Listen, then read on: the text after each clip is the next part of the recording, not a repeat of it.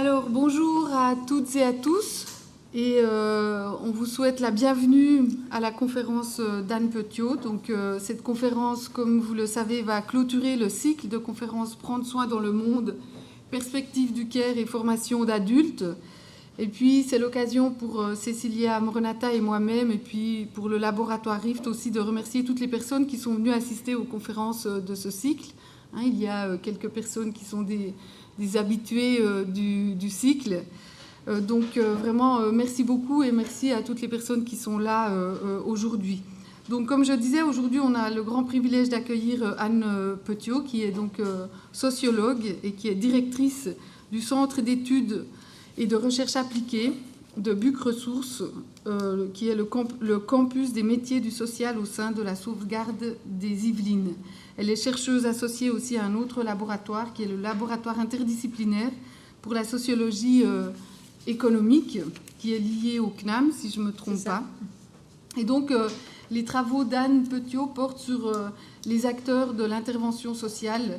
Notamment, elle s'intéresse beaucoup aux parcours sociaux, avec un intérêt particulier pour les parcours de marginalisation de public de l'intervention sociale, tels que, par exemple, les personnes vivant en squat, les personnes concernées par l'usage des drogues, les personnes sans domicile fixe et les personnes en situation de handicap psychique. Et puis, une partie de ces travaux, justement, s'inscrit dans la recherche-action et la recherche participative, d'où le titre aujourd'hui de sa conférence. Et puis, donc, des travaux qui sont conduits en collaboration, justement, avec les personnes concernées par les sujets de la recherche. Alors, ça peut être des professionnels, ça peut être des usagers de services d'aide ou d'accompagnement, des responsables associatifs aussi. Et vous avez peut-être lu ou entendu parler du livre qu'elle a co-dirigé en 2021, si je ne me trompe pas, qui s'appelle « De la prise de parole à l'émancipation des usagers, recherche participative en intervention sociale ». C'est notamment à partir de cet ouvrage qu'elle va s'exprimer aujourd'hui. Et donc, c'est à Cécilia et moi-même ce bel et large ouvrage qui nous a donné envie justement d'inviter Anne aujourd'hui. Donc, si vous ne connaissez pas cet ouvrage, nous vous invitons vraiment à le découvrir. Il est très riche, avec beaucoup de nombreuses contributions. Et en plus, il est disponible sur la plateforme Cairn. Donc, ce qui est aussi toujours un point qui est très positif pour nous. Et donc, Anne Petiot a notamment mobilisé les perspectives du care dans ses travaux sur les relations entre personnes aidées et personnes aidantes, notamment dans un article intitulé « Dilemmes moraux et conflictualité autour des frontières du care entre aidés et aidants rémunérés ». Et puis elle a travaillé aussi sur le bénévolat, avec un numéro de revue, de la revue Sociographe, « Travail social et bénévolat, bénévolat en travail social ». Donc je ne vais pas énumérer la liste de ces publications, mais voilà, si vous allez parcourir ces publications, vous verrez qu'il y a plein de choses qui vous donneront envie d'être lues. Je vais donc lui laisser la parole et puis la remercier encore vraiment très chaleureusement d'avoir accepté notre invitation l'année passée. Et puis donc, je te donne la parole avec plaisir et intérêt. Merci beaucoup d'être là. Merci beaucoup aussi à vous pour votre invitation. Je suis donc particulièrement Marie-Vonne Cécilia, je suis ravie d'être ici. Et merci à vous toutes et tous d'être présents ce soir. Effectivement, je suis ravie d'intervenir dans ce cycle sur la question de prendre soin dans le monde, perspective du care et formation d'adultes.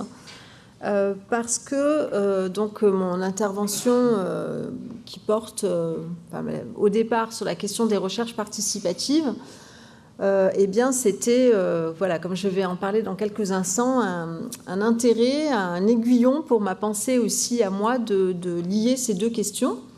Donc je pars, effectivement, mes propos vont largement se concentrer sur la question des recherches participatives, en accent sur la question de l'émancipation, donc recherche participative et émancipation, quels défis et enjeux.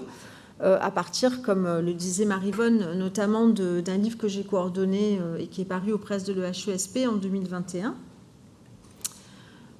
Donc je vais, voilà, vous voyez le plan de cette intervention. Je vais d'abord essayer de dire quelques mots de ce lien justement entre ces deux thématiques. Ensuite, j'aborderai plus particulièrement, enfin je rentrerai dans le vif du sujet de ce que sont les recherches participatives, de leurs objectifs et notamment donc la question de l'émancipation. Et je présenterai 3 grandes traditions qui abordent différemment ces recherches, ces finalités et cette question justement de l'émancipation. Et je terminerai par quelques réflexions à partir justement non seulement de l'exploration théorique, mais aussi de toutes les riches contributions qui ont composé l'ouvrage, mais au-delà de tous les échanges que j'ai pu avoir avec les praticiennes et les praticiens des recherches participatives au cours de mon parcours, pour essayer de donner quelques questions guides qu'on peut se poser pour s'embarquer dans ce type d'aventure. Et puis on aura donc voilà, un temps d'échange. Donc voilà pour le programme. Et avant de commencer cette première partie, je voudrais quand même préciser d'où je parle, parce que merci pour cette présentation très complète. Je parle voilà, de mon poste principal, c'est une école de travail social à côté de Paris, dans l'Île-de-France, qui s'appelle Buc Ressources. Donc je parle de cet endroit-là, c'est-à-dire d'une chercheuse qui dirige l'activité de recherche pour cette école et qui est impliquée auprès des étudiantes et étudiants en formation de travail social. Dans mon école, on commence les formations pré-baccalauréat jusqu'au grade master. Et le gros de nos effectifs sont les étudiants qui... Donc les termes sont... Et les professions sont assez proches à celles de Suisse, éducation spécialisée, assistance sociale. Et nous, on a aussi dans les écoles de travail social les éducateurs et éducatrices de jeunes enfants. Voilà, puis j'enseigne aussi au master. Donc, et à une époque, j'ai beaucoup encadré aussi de recherches réalisées par ces étudiants en master. Voilà, je parle de là, de toute l'expérience que j'ai construite au fil des années, plus de 15 ans maintenant, de recherche dans le domaine de l'intervention sociale depuis ces écoles. Des échanges aussi avec le laboratoire que tu as cité, Marie-Vonne, donc le LISE, qui est effectivement basé au CNAM. Et puis aussi dire que je parle depuis mon point de vue sociologue, puisque bien que travaillant dans les écoles de travail social, je suis vraiment 100% sociologue, je n'ai pas de double formation, je ne suis pas praticienne, comme ça peut être le cas de certains de mes collègues.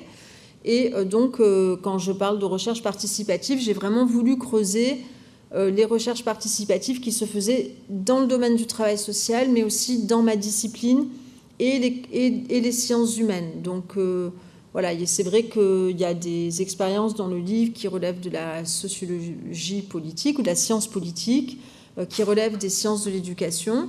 Mais la plupart sont quand même ancrées dans la sociologie et elles concernent différents champs et secteurs du travail social. Voilà pour cette petite introduction.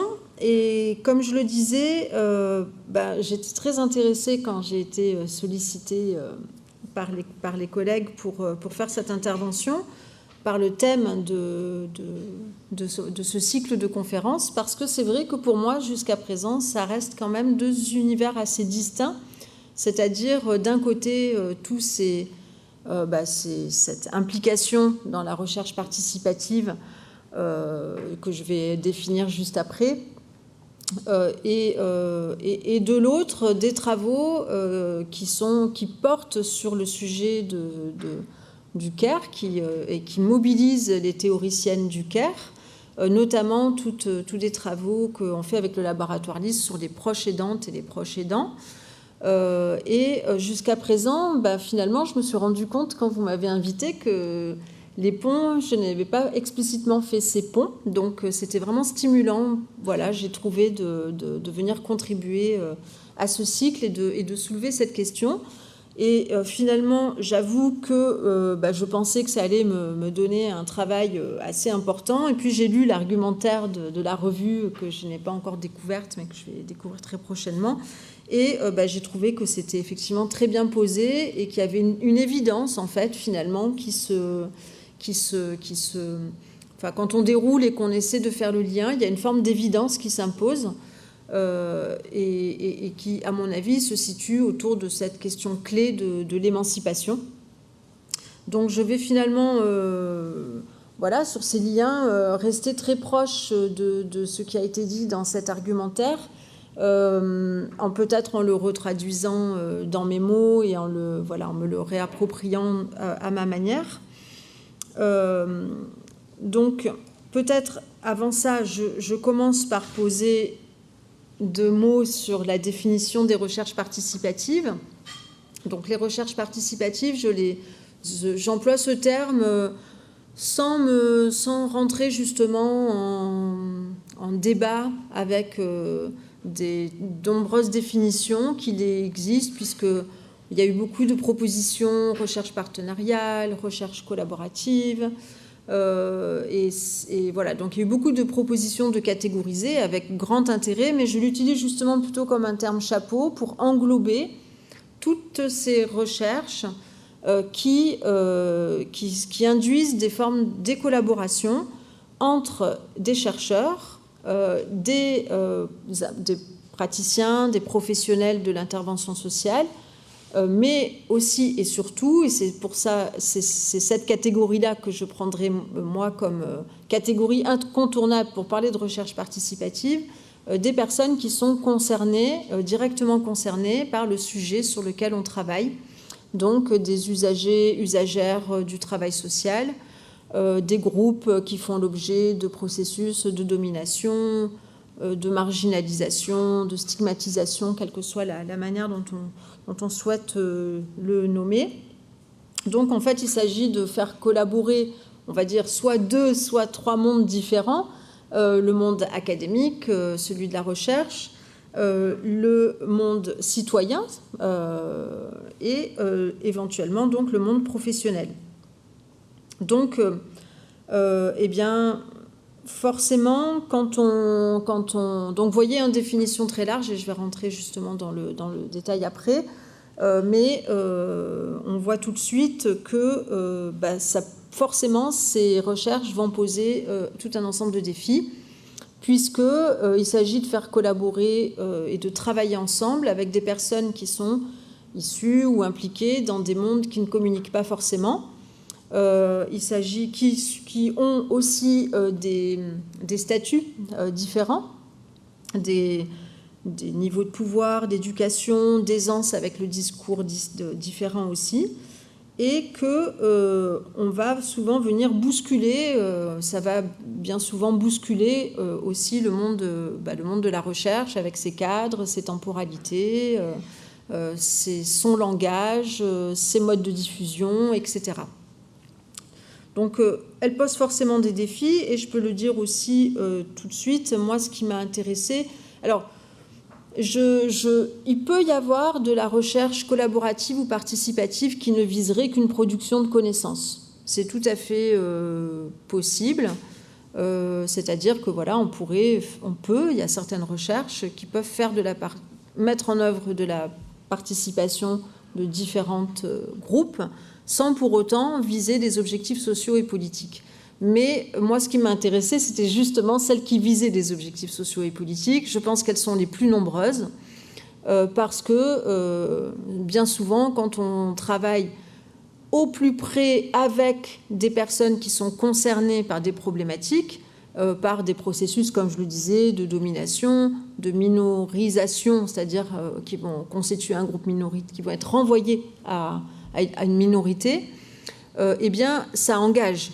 Voilà, ça engage, et on a bien souvent envie que ces recherches, elles soient utiles aux personnes, aux groupes avec lesquels on travaille, et par ailleurs, parfois, ce peut être aussi ces groupes ou ces associations, ces militants qui vont eux-mêmes produire ce type de recherche ou aller chercher des chercheurs pour travailler avec eux. Et donc, on voit bien là aussi que les objectifs politiques, les objectifs de changement, ils sont au premier plan. Donc moi, ce qui m'a intéressé, c'était justement cette imbrication entre objectifs politiques et production de connaissances. Et dans l'objectif du livre, enfin, c'était d'abord un colloque que j'ai co-organisé en 2018 à Paris avec l'Association française de sociologie et mon école de travail social, Buc Ressources. Et donc l'équipe de recherche que je représente, qui s'appelle le CERA, le Centre d'études et de recherche appliquée, je ne sais plus si je l'ai dit, mais Marie-Vonne, tu avais dû le dire. Et donc, c'était au départ un colloque en 2018, et ensuite, on a continué l'aventure dans un livre. Et par rapport, justement, à tous ces riches échanges qu'il y avait dans le colloque, c'était une question que j'ai voulu après pousser dans le livre. C'est-à-dire, finalement, est-ce qu'on peut distinguer entre différents objectifs politiques et sociaux et est-ce qu'on peut faire des liens aussi entre ces grandes finalités, ce qu'on vise, et puis la manière dont ces recherches se déroulent concrètement, les méthodes qu'on met en œuvre. Donc voilà, ça c'est vraiment les questions qui m'animaient en faisant ce livre et en embarquant tout le monde dans ce projet. Et finalement, comme vous le verrez, comme je le disais rapidement sur le plan, j'ai proposé de distinguer 3 grandes traditions de recherche participative, en ce qu'elles portent justement des objectifs politiques différents. Mais, alors, je pense qu'on peut quand même mettre... Alors, l'émancipation, je la réserverai pour une tradition spécifique, la tradition émancipatrice. Mais là encore, je le prends un peu comme terme chapeau. Il y a de toute façon des objectifs politiques, enfin, voilà, dans ces grands ensembles de recherche. Ça veut dire que, dans tous les cas, il y a des objectifs de favoriser, alors si on prend le terme d'émancipation, de favoriser la libération des oppressions de ces groupes, populations qui sont justement concernés par ces problématiques, de favoriser davantage de prise de pouvoir et de favoriser davantage d'autodétermination. Je reviendrai un petit peu sur tous ces termes au fur et à mesure de la conférence. Mais voilà, ça c'est quand même un grand objectif, c'est de contribuer à la résolution des problématiques qui concernent les personnes, les groupes avec lesquels on travaille, de favoriser leur prise de parole, de favoriser donc la libération des problématiques qui pèsent sur elles. Alors, je reviens là, je pense que effectivement, c'est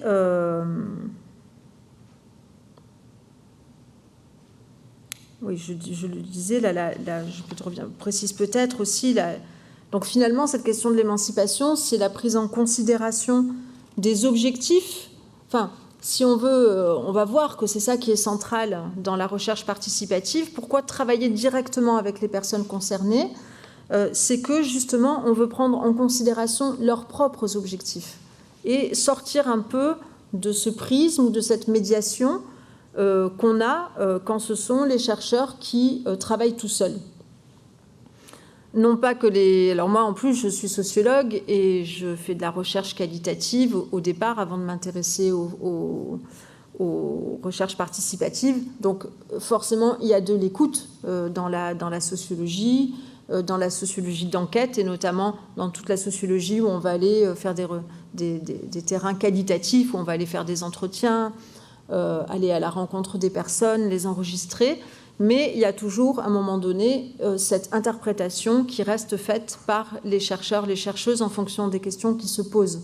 Donc là, on a le souhait de rompre avec cette place pour favoriser des prises de parole et de la détermination des questions par les personnes elles-mêmes. Et c'est ça, donc, c'est ça qui me semble vraiment complètement articulé à la question du care.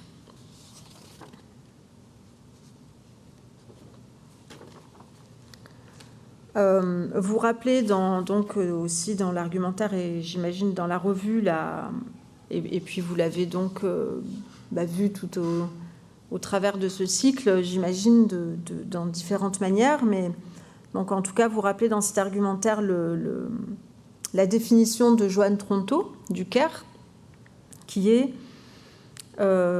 toutes les pratiques qui contribuent à perpétuer et réparer notre monde, de sorte que nous puissions y vivre aussi bien que possible. Ce monde comprend nos corps, nous-mêmes et notre environnement, tous éléments que nous cherchons à relier en un réseau complexe en soutien à la vie. Et il y a des idées que je trouve fondamentales dans les théories du care, et j'aime beaucoup les travaux de Joanne Tronto en particulier, mais pas seulement, mais donc voilà, c'est vrai qu'elle aussi en référence aux travaux de Joanne Tronto, c'est cette idée et puis qui est au fondement de toutes les théories du care, c'est cette idée qu'on prend acte, on assume que la vulnérabilité est au cœur de l'expérience humaine, que ça induit forcément de l'interdépendance. Voilà, tout le monde sera vulnérable à un moment ou à un autre de sa vie. Donc nous sommes forcément interdépendants, nous avons à assumer cette vulnérabilité et cette interdépendance.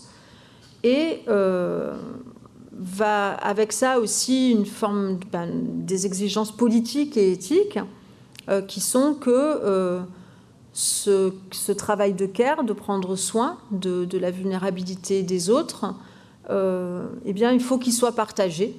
Il faut arrêter de le déléguer aux groupes sociaux les minorisés. Je reviens donc à cette question de la minorisation, aux personnes racisées, aux personnes donc dans des situations économiques défavorables, et donc être dans cette visée, cette démocratie du care où il serait donc pris en charge de manière équitable. Et il y a aussi dans les théories du care cette idée, ce souci de rendre le monde habitable pour tout le monde. Et je trouve que là, on est vraiment justement dans ce dialogue avec les recherches participatives, parce que on est dans cette question de l'interdépendance dans la recherche participative, avec cette idée, effectivement, donc, si on doit, ce souci finalement de réfléchir ensemble à la vulnérabilité humaine, même si au travers, voilà, même si à un moment donné, les chercheurs ne sont pas sollicités dans une recherche participative sur le critère de leur vulnérabilité, mais ils vont être là au titre de leur statut de chercheur, donc une position plutôt aisée. Et voilà, et de même pour les professionnels, c'est se soucier ensemble des questions qui animent les groupes vulnérables. Et je dirais même que dans la recherche participative, souvent, même si chacun participe avec son statut, eh bien, ces statuts ils sont un petit peu ébranlés aussi, parce que on va peut-être aussi mieux mesurer selon les sujets sur lesquels on travaille, bien sûr. Mais moi, je termine juste une grosse recherche-action sur la question de la santé mentale. Et ce sujet-là, particulièrement, il est intéressant parce que la santé mentale, autant on ne peut peut-être pas tous avoir vécu la pauvreté, la racisation, et là, c'est évidemment, on peut peut-être moins éprouver des formes de réversibilité des rôles sur ces sujets. Mais sur la santé mentale, on sait que c'est un sujet quand même largement partagé, et puis qui se module, qui peut aller de la maladie diagnostiquée psychiatriquement jusqu'aux troubles de santé mentale, à l'anxiété, les états dépressifs et des états qu'on est sans doute très nombreuses à expérimenter. Et du coup, c'est vrai que ces recherches ils permettent aussi, dans une certaine mesure, voilà, de venir un peu bousculer les rôles et de ressentir aussi cette commune humanité et cette commune vulnérabilité et ce souhait de travailler ensemble sur ces questions, même si on ne se place pas tous sur un pied d'égalité à ce moment-là, et chacun avec ses statuts différents. Donc je trouve que c'est là-dessus que que ça dialogue sur, pour moi, ça me parle, ces mots qui sont très forts, prendre acte de la commune humanité, je trouve qu'ils sont très, qu'ils résonnent particulièrement avec les objectifs de recherche participative. Cette question de prendre soin ensemble aussi, et de se soucier ensemble. Donc voilà, de cette forme d'interdépendance. Et puis rendre le monde habitable.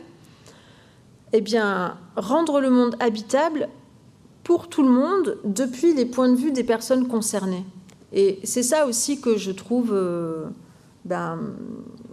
là aussi, où je trouve que le dialogue entre la recherche participative et le CARE, il est fécond, parce que, comme je disais, on va chercher à sortir de cette pensée des problèmes depuis le monde académique, ou même depuis le monde professionnel, pour essayer de le penser ensemble ou du point de vue des personnes concernées. Et là, voilà, qu'est-ce que c'est un monde habitable ? Et donc, ce monde habitable, il n'est pas de la même manière pour tout le monde. Et faire de la recherche participative, je pense que c'est aussi, voilà, aller se demander de quelle manière le monde est habitable pour les personnes avec lesquelles on travaille.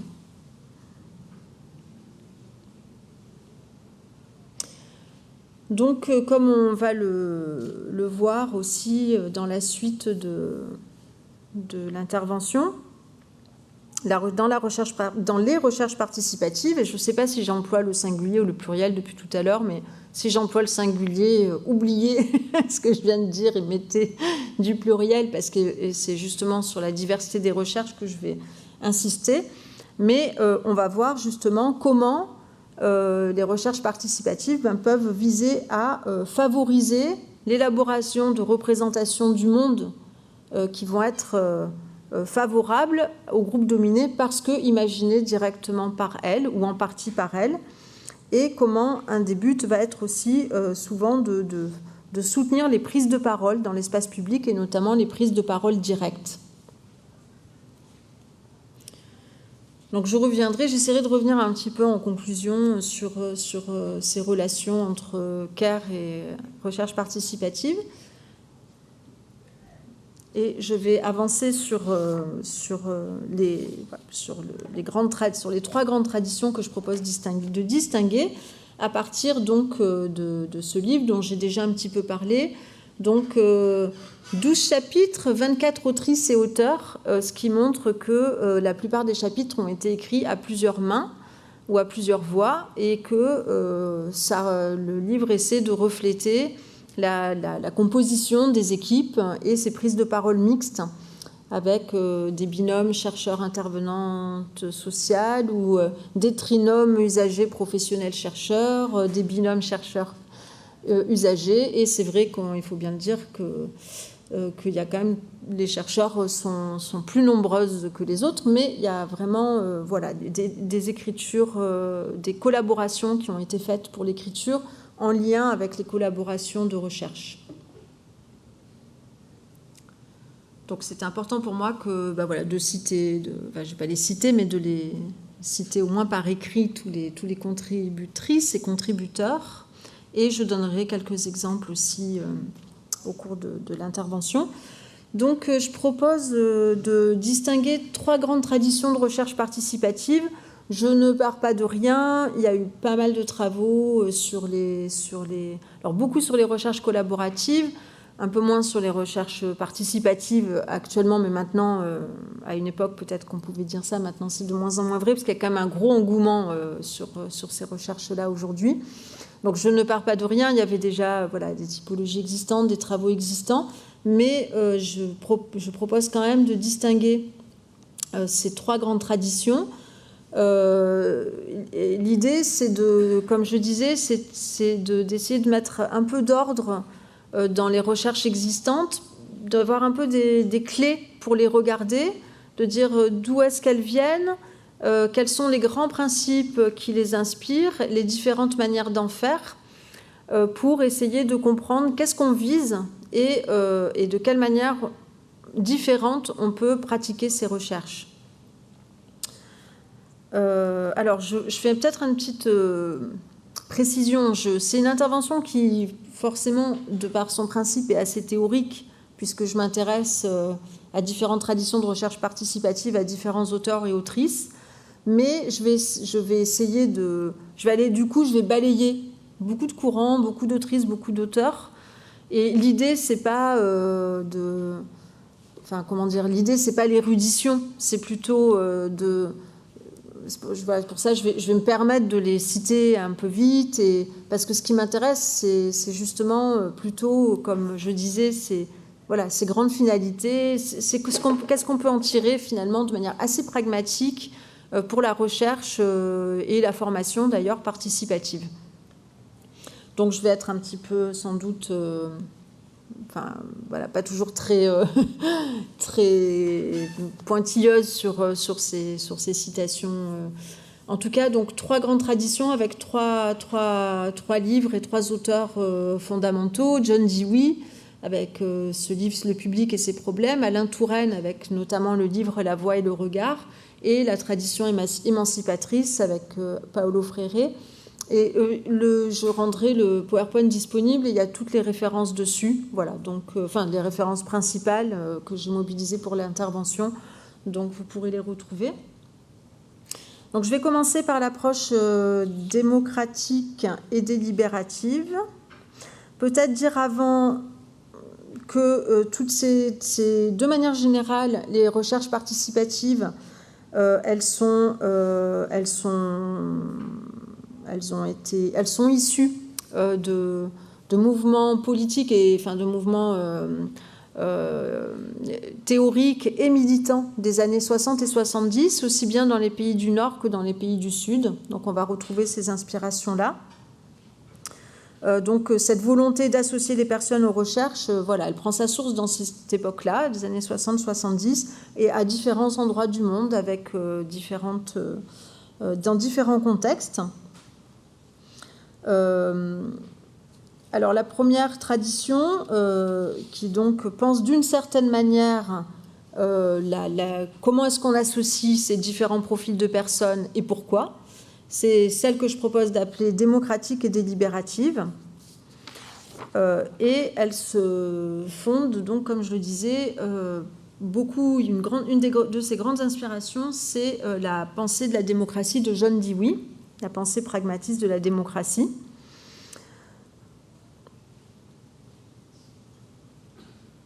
Et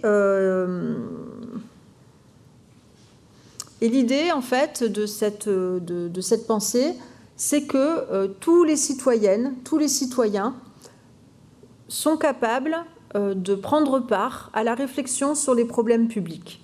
Voilà, ça, c'est vraiment une idée de base de John Dewey dans sa pensée de la démocratie, qui va irriguer beaucoup de recherches, qui va être une grande inspiration, qui continue d'être très importante en sociologie et dans les recherches participatives aujourd'hui. C'est-à-dire que tous les citoyens, les citoyennes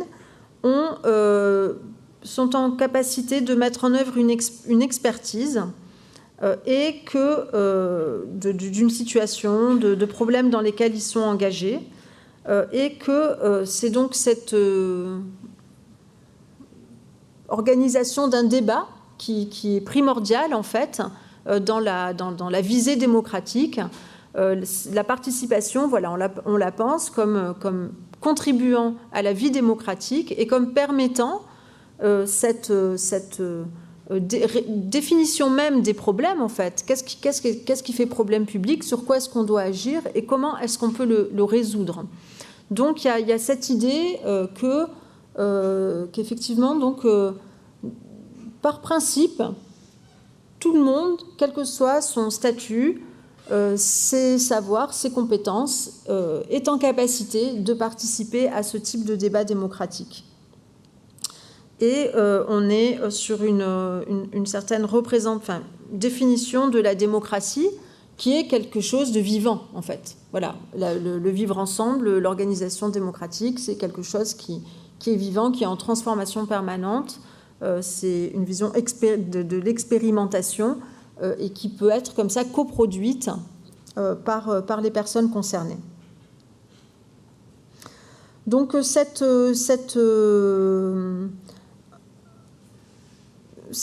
inspiration-là, eh bien, on va la retrouver dans toutes les recherches participatives qui vont organiser le débat entre les différentes parties prenantes d'une situation. On va avoir l'idée d'un partage du pouvoir, de vraiment pouvoir travailler ensemble sur la définition du problème sur lequel on souhaite travailler, donc de partager le pouvoir avec les citoyens, les citoyennes impliqués sur les situations. Et ce qu'on peut dire aussi, c'est que dans cette perspective, ce qui est recherché, c'est plutôt un changement qu'on pourrait nommer réformiste plutôt que révolutionnaire. À partir du moment où on met tout le monde autour de la table, qu'on cherche l'expression des points de vue différents, qu'on cherche aussi une forme de conflictualité, parce que l'idée c'est que tout le monde n'est pas d'accord forcément, et qu'on cherche ensemble les pistes de résolution à ce problème, forcément on arrive à des types de résolutions qui sont le fruit de compromis. Donc on est plutôt, c'est pour ça qu'il y a cette question de la délibération qui est importante, et un changement qui est donc dans le jeu démocratique plutôt que de manière, on va dire, plus militante ou révolutionnaire. Donc cette inspiration-là, donc voilà, je vais pas citer tous les courants qui me semblent s'en inspirer, mais moi j'ai mis en œuvre notamment dans mes recherches la méthode d'analyse en groupe. Et dans le livre, il y a un article d'Abraham Franzen qui est co-concepteur de cette méthode de recherche-action. Enfin, de méthode de recherche, au départ, ce n'était pas pensé forcément comme de la recherche-action, mais qui est beaucoup utilisée en recherche-action. Et moi, j'ai eu l'occasion de l'expérimenter plusieurs fois. Et donc, on est vraiment, on essaie dans cette méthode de réunir un système d'acteurs, de réunir toutes les personnes impliquées dans un problème ou une situation. Donc Abraham Franzen donne l'exemple d'un conflit d'usage de l'espace public et vont être conviés à cette méthode, à ces réunions d'analyse en groupe, aussi bien des élus en charge de ces espaces que des éducateurs qui interviennent sur ces espaces, des jeunes qui l'occupent, etc. Et dans ces situations, le chercheur, il a quand même un rôle assez prééminent parce que il organise, il anime, et il est donc finalement, il est sympathisant de ces acteurs, mais il est tiers extérieur. Donc ça, c'est aussi un critère qui m'intéresse, c'est la situation du chercheur à chaque fois dans ses différentes expériences.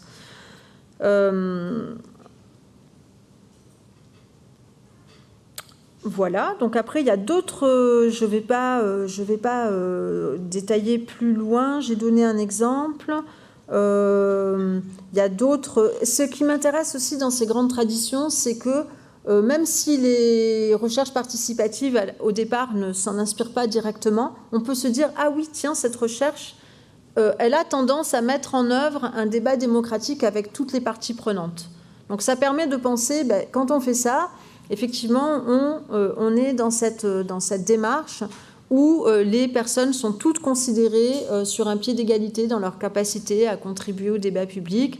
On est dans la confrontation des points de vue et la recherche de co-construction de solutions, avec souvent le chercheur qui anime ce débat. On peut imaginer qu'il soit co-animé, et puis on va dire des hybridations.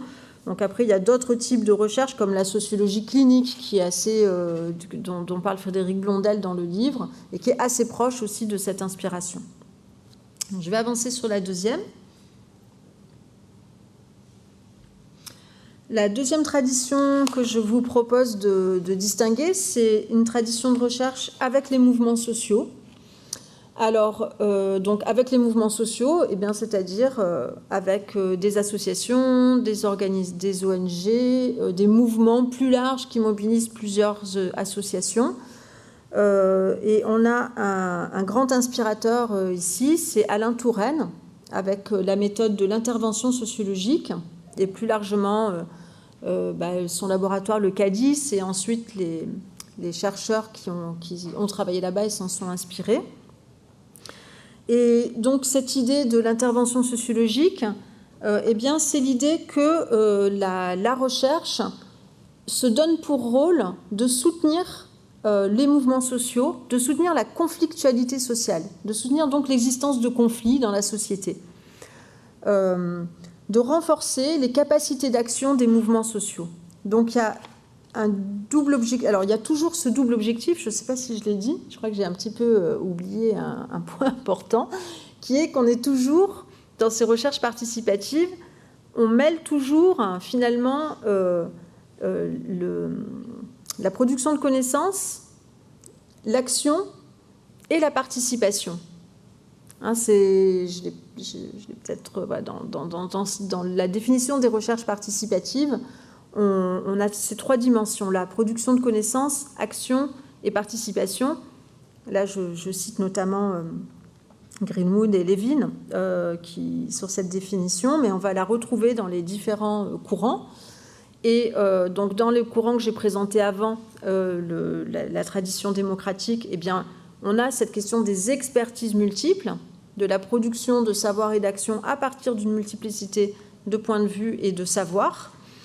Et dans l'intervention sociologique que je présente maintenant, donc que je propose d'appeler avec les mouvements sociaux, là, on est dans l'idée qu'on va produire des connaissances sur le mouvement social et en même temps renforcer ses capacités d'action politique. Et dans l'idée ça s'ancre sur une vision de la société, une autre vision de la société que celle que la précédente, qui est que une société, elle change grâce aux mouvements sociaux. Donc vous voyez que voilà, on est dans une pensée politique aussi, une pensée sociologique et politique différente. Ces mouvements sociaux, ils essaient d'avoir le contrôle de ce que Alain Touraine appelle l'historicité, c'est-à-dire des modèles culturels qui valent à un moment donné dans une société. Et leur lutte, voilà, c'est d'avoir plus de pouvoir sur les modèles culturels qui dominent. Et c'est par ce soutien-là de cause que, peu à peu, le changement social se fait. D'où, alors, ça peut notamment être un moyen de porter ce qu'on va appeler en sciences politiques la mise à l'agenda de problèmes publics, c'est-à-dire le fait qu'à un moment donné, les pouvoirs publics, les gouvernements décident d'agir, décident de légiférer, décident de mettre des politiques sociales sur tel ou tel sujet, et ça, ce sont bien souvent les mouvements sociaux qui le portent. D'où l'intérêt pour les chercheurs qui souhaitent faire alliance de travailler à produire des connaissances sur ces mouvements et les aider dans leurs actions. Donc là, on voit que le chercheur ou la chercheuse, les chercheurs ont une position un peu différente. Peut-être qu'on s'avance un peu dans l'engagement. Voilà, le chercheur est un allié. Alain Touraine les désigne comme des alliés, des mouvements avec lesquels il travaille, sans forcément en être des militants. Donc il y a toujours cette idée un peu du tiers, que le tiers aussi, c'est facilitant. Ça amène quelque chose, cette discussion. Voilà. Et donc, concrètement, dans le déroulement, là aussi, je vais pas détailler tout le vocabulaire, les concepts, les notions. Mais ce qu'il faut retenir dans le principe, c'est que les chercheurs vont travailler avec des petits groupes de militants et ils vont vraiment se voir de manière répétée pour faire ce que Alain Touraine appelle une auto-analyse. Donc le chercheur va aider le groupe à s'analyser lui-même et il va ensuite proposer les analyses des chercheurs à partir de l'analyse du groupe, et on va comme ça avancer sur une mise en débat des analyses produites par le groupe. Et de temps en temps, ce groupe va être confronté à des adversaires Alors par exemple, si on travaille je pense à des travaux de Manuel Boucher qui vient de ce laboratoire avec des jeunes de quartier, on va inviter la police, ou François Dubé aussi dans son ouvrage La Galère, qui a travaillé sur les jeunes de banlieue, et donc sur plusieurs sessions répétées qu'avec les jeunes, et à un moment donné, on va inviter les travailleurs sociaux, on va inviter la police, les policiers, pour, on est un peu dans le bain là d'ailleurs avec ce qui se passe juste à côté, pour confronter à ses adversaires et analyser aussi ses rapports sociaux.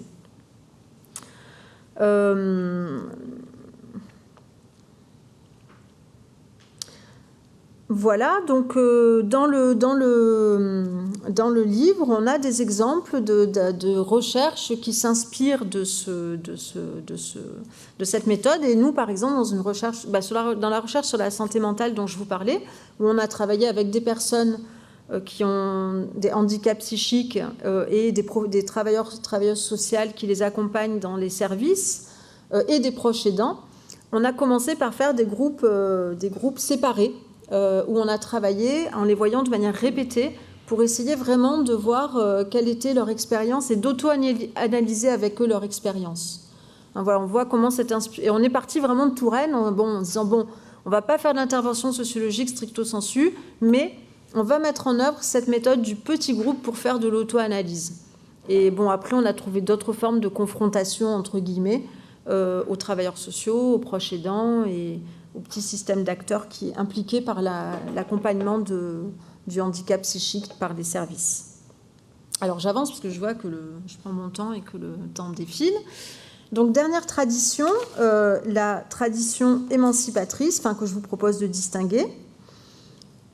Non, excusez-moi, à chaque fois je me rends compte que j'oublie des petites choses. Je vais quand même dire quelque chose, c'est que dans le livre, il y a aussi un des critères pour les répartir dans les chapitres. C'était aussi le fait, alors il y a d'une part cette inspiration comme ça des méthodes, mais c'est aussi le fait de l'association entre chercheurs et associations, ONG, etc. C'est-à-dire qu'on voit quand même qu'il y a certaines expériences de recherche participative où soit les chercheurs vont mobiliser des organisations militantes, soit à l'inverse, des organisations militantes vont venir mobiliser des chercheurs. Et on a donc notamment l'exemple de Médecins du Monde d'un article aussi sur une recherche-action faite avec Médecins du Monde sur l'éducation à l'injection de drogue. Et là, on voit vraiment cette idée qu'une ONG qui souhaite venir un peu aiguillonner les pouvoirs publics. On voit cette question de la mise à l'agenda en disant... c'était avant en France l'ouverture des salles à consommation à moindre risque, et donc on voit cette idée de s'allier avec des associations, des ONG qui viennent interpeller les pouvoirs publics pour soutenir des causes et faire bouger l'action publique. Donc troisième tradition, la tradition émancipatrice. Donc là on revient à la définition de l'émancipation que j'ai proposée au départ. C'est-à-dire, je vais la préciser justement à partir des auteurs et autrices fondamentaux, mais cette idée que le but, c'est la libération de l'oppression de groupes qui en subissent. Que le but, c'est l'autodétermination, c'est-à-dire la prise de pouvoir sur le déroulement de leur vie, en fait, de leur situation, par ces populations en situation donc d'être marginalisées ou minorisées. Alors là, on est dans une forme de recherche différente, dans le sens où certains de ces inspirateurs pensent qu'il ne peut pas y avoir de recherche neutre et que les chercheurs doivent forcément faire partie de la lutte. Soit ça doit être quelqu'un qui est directement concerné par le problème, donc je vais revenir après sur les inspirations, soit il doit s'engager dans la lutte, mais voilà, il peut pas. On n'est plus dans cette recherche d'un tiers extérieur, de débat entre points de vue multiples. Non, on choisit son camp. Donc c'est un positionnement qui est différent, et c'est plutôt des recherches qui en général émanent des groupes opprimés plutôt que des chercheurs, même si les chercheurs, comme ils sont intéressés par ces recherches, vont aussi essayer de contribuer finalement à ces recherches et à ces luttes. Alors, je vais partir par les inspirations, les inspiratrices, parce qu'ils sont nombreux et je pense que c'est vraiment parlant.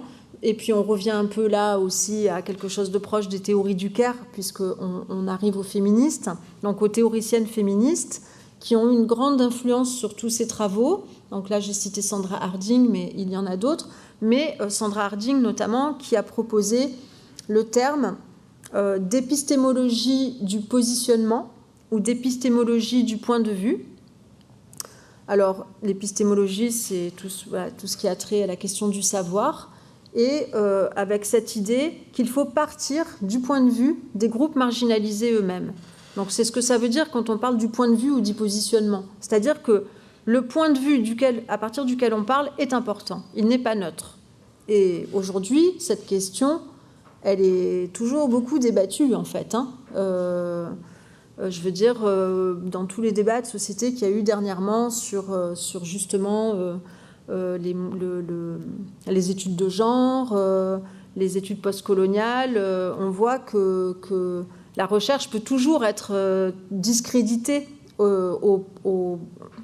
à l'argument du militantisme. Donc, ce n'est pas une idée qui est admise couramment, je dirais, encore aujourd'hui, même si elle est ancienne.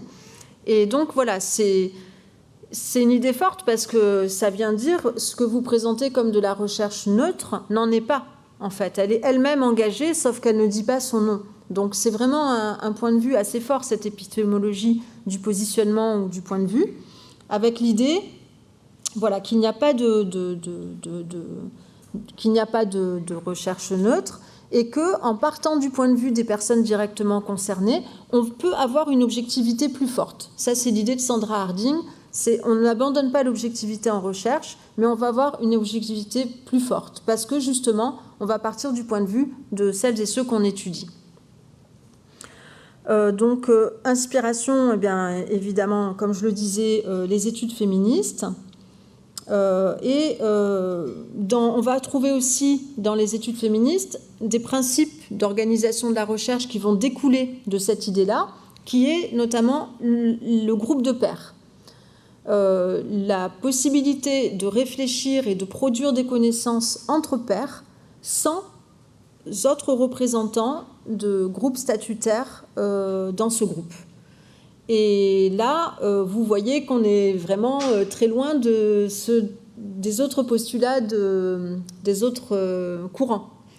Et là, donc voilà. Et ce pourquoi la chercheuse ou le chercheur doit être lui-même partie prenante. Ça doit être une femme si en études féministes, ou une personne en situation de handicap dans les disability studies, qui sont un peu à la croisée de la tradition émancipatrice et de la tradition avec les mouvements sociaux, parce qu'ils se sont beaucoup inspirés de Touraine. Et donc tout ce courant qu'on a rassemblé sous le terme de disability studies, et qui est un courant qui mêle, qui est à la fois universitaire et à la fois issu des mouvements sociaux dans le domaine du handicap, et notamment aux États-Unis et en Angleterre, avec un gros foyer en Angleterre, avec notamment Mark Oliver, qui est celui que j'ai choisi de mettre dans la bibliographie, et qui dit, le slogan des Disability Studies, c'est « Nothing about us without us », donc rien sur nous sans nous, qu'aujourd'hui c'est beaucoup diffusé dans les recherches participatives. Et alors là, il y a eu un peu des compromis parce que, c'est un peu les questions se posent, mais du coup, peut-on faire de la recherche féministe si on est un homme ? Peut-on faire de la recherche sur le handicap si on n'est pas soi-même en situation de handicap ? Le point de vue de départ, je dirais c'est non, mais le point de vue le point de vue aussi qui s'impose, c'est oui, si on s'engage dans la lutte et si on se met au service des finalités qui sont portées par le mouvement social. Donc dans les disability studies, il y a cette idée de mise au service. Le chercheur doit être mis au service de la cause et de ses finalités. Et il y a l'idée aussi de contrôle de la recherche par les personnes concernées. Donc vous voyez que ça peut prendre différentes formes. Et là, on est vraiment dans une idée effectivement de favoriser les finalités de ce groupe-là, donc de viser la fin de l'oppression pour les femmes, de viser la fin de la mise à l'écart et des formes de ghettoisation, de minorisation des personnes en situation de handicap, et avec cette idée donc très forte de groupe de pairs, où là, le chercheur n'est pas le bienvenu ou la bienvenue finalement, s'il n'est pas partant de cette lutte. Et il y a cette idée aussi de conscientisation qu'on trouve chez Paulo Freire, c'est-à-dire que ces groupes de pairs, justement, ils vont permettre la prise de conscience des situations d'oppression. Et ça, on retrouve aussi bien, par exemple, dans les Disability Studies que dans les études féministes, prendre conscience que quelque chose de privé est en fait public et politique. Et ça, c'est quand on partage l'expérience entre soi qu'on peut y arriver, finalement.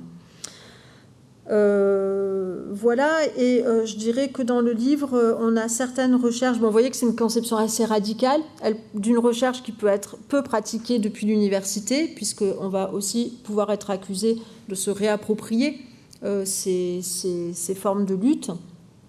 Mais on a en tout cas des recherches qui s'en inspirent quand elles vont vraiment participer, donner les outils, notamment aux personnes directement concernées pour faire les enquêtes. Et je pense à un article de Pierrine Robin en sociologie de la protection de l'enfance, qui travaille sur des jeunes qui sont sortis de l'aide sociale à l'enfance, des jeunes adultes, avec qui elle va former à la recherche, les laisser enquêter, et ces jeunes vont finalement créer une association. Donc on voit qu'il y a une forme de conscientisation et de mobilisation politique. Bon, alors je vous passe. Dans le livre se trouve un tableau dont j'étais très fière au départ et qui maintenant me semble assez touffu, pour le dire comme ça. Donc je passe. Mais en tout cas, voilà, c'est un tableau qui résume toutes ces approches et sur différents critères, la place du chercheur, les objectifs, les méthodes qu'on met en œuvre et qui un peu permet d'avoir des repères. Alors, je voudrais dire un petit mot sur quid des formations. Eh bien, je dirais que je vais peut-être pas développer autant que je voudrais parce que je m'aperçois que j'ai été un peu longue, mais je dirais que, à mon avis, on peut se poser les questions à peu près de la même manière pour la formation participative, j'entends. En France, on a un contexte qui est de plus en plus incitatif à la participation des personnes concernées dans la formation du travail social, c'est-à-dire que des personnes accompagnées, bénéficiaires du travail social, puissent intervenir dans les centres de formation. On est en train de mener une recherche avec ATD Quart Monde, qui est très impliqué sur les formations participatives au travers de ce qu'il nomme le croisement des savoirs, que vous devez sans doute connaître, et un collectif lyonnais qui s'appelle Soif de connaissances et qui a aussi développé de la formation participative, qu'on a proposé de réunir sous le thème de co-formation pour vraiment mettre l'accent sur le fait qu'il s'agit de former ensemble, donc là aussi avec souvent des intervenants sociaux, des personnes donc bénéficiaires, usagères du travail social, parfois des chercheurs, en tout cas pour Soif mais pas pour FACE.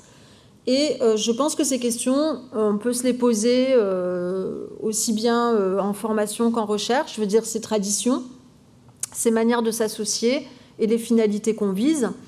Et pour le dire un peu rapidement, par exemple, chez ATD Quart Monde, on a vraiment plutôt une idée de l'émancipation, dans le sens où la parole qui prime, déjà il y a des groupes de pairs, où les autres profils de personnes ne sont pas invités.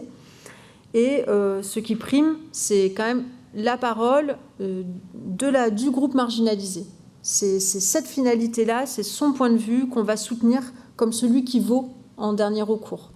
Alors que chez Soif de connaissances, on va plutôt être dans une perspective plus démocratique où on va essayer de tenir compte du point de vue des travailleurs sociaux, travailleuses sociales qui sont aussi malmenés quand même, mais essaient de faire ce qu'elles peuvent dans des contextes assez contraints. et voilà, et du point de vue des chercheurs et du point de vue des personnes marginalisées, donc plutôt dans des recherches de solutions comme ça, plus délibératives. Donc je pense que ces questions, on peut aussi se les poser en formation. Et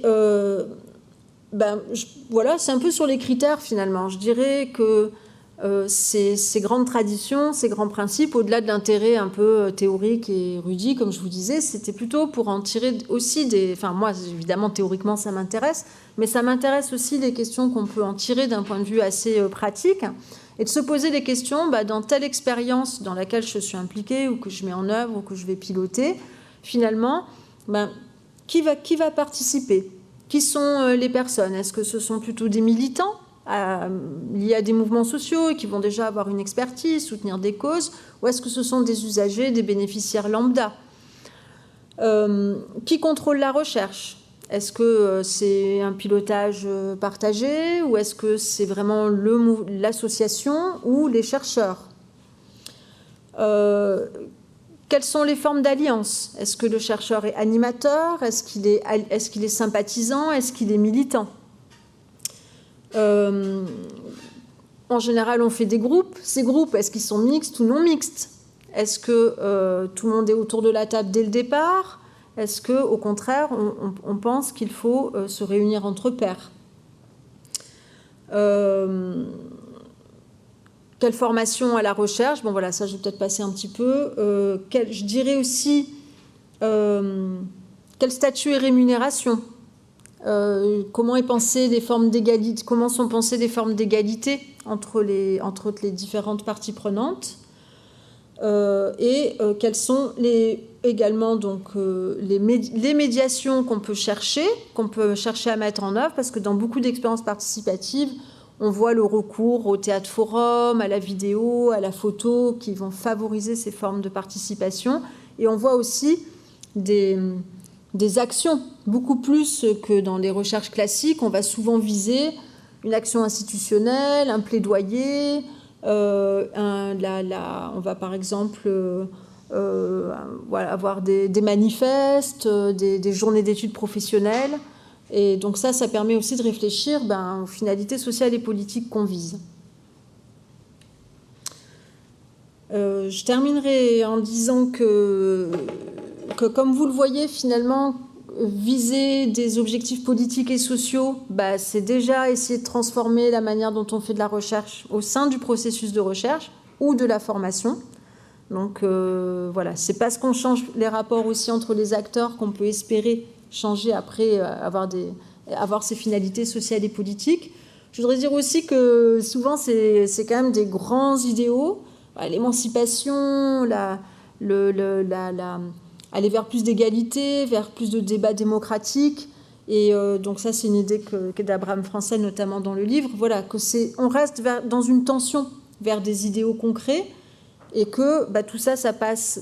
ça reste une tension, hein, c'est jamais facilement atteignable, et que tout ça, ça passe aussi par plein de petites choses concrètes, comme je disais, les rémunérations, l'accessibilité, comment est-ce qu'on permet aux personnes de venir, voilà, comment est-ce qu'on permet aux personnes de participer. Et donc voilà, c'est tous ces défis concrets. Et je ne vais pas rentrer là peut-être dans Miranda Fricker, parce que je vois que j'ai dépassé le temps. Je dirais peut-être juste une chose, parce que je sais que vous avez... je pense que vous avez parlé de justice épistémique au cours du cycle. Mais je finirai juste sur cette idée de Miranda Fricker, qui est de dire, si on veut atteindre une forme de justice dans la connaissance, ça commence par ce qu'elle appelle la vertu corrective, une attitude vertueuse en fait. Et je trouve que c'est une idée qui est assez simple et forte, qui est de dire que déjà, le point de départ, c'est de considérer que les personnes avec lesquelles on travaille, quel que soit leur statut, quel que soit leur handicap, sont des personnes qui peuvent être crédibles et qui détiennent des savoirs. Donc, voilà, sur le volet herméneutique, sur le volet, ce qu'elle appelle testimonial. Et cette attitude de toujours donner crédit aux personnes dans la diversité des statuts, je trouve que c'est une idée très forte, en fait, comme et qui rejoint aussi les penseurs les inspirateurs des recherches participatives dont j'ai parlé. Et je vais m'arrêter là.